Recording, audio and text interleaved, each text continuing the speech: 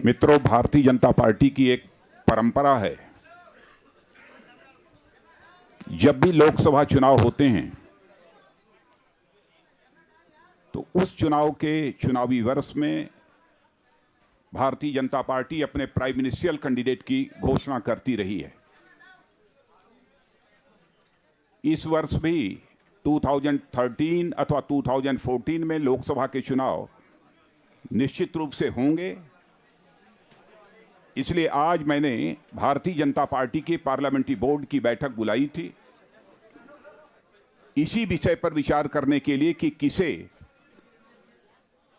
आगामी लोकसभा चुनाव के लिए प्राइम मिनिस्ट्रियल कैंडिडेट के रूप में प्रोजेक्ट किया जाए। संसदीय दल ने यह फैसला किया है कि श्री नरेंद्र मोदी को आगामी लोकसभा चुनाव के लिए प्राइम मिनिस्ट्रियल कैंडिडेट के रूप में प्रोजेक्ट किया जाए। इस समय सारे देश में जो जनता का मूड है, उस मूड को देखते हुए और साथ ही साथ अपने पूरे कैडर की जनभावनाओं को देखते हुए भारतीय जनता पार्टी के संसदीय बोर्ड ने यह फैसला किया है। मैं इसे इंग्लिश में भी कहना चाहूँगा।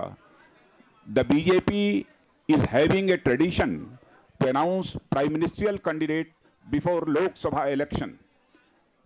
We have done the same for Lok Sabha elections from 96 to 2009. On this issue, the parliamentary board of BJP met today and decided that Sri Narendra Modi will be our prime ministerial candidate for the coming Lok Sabha election.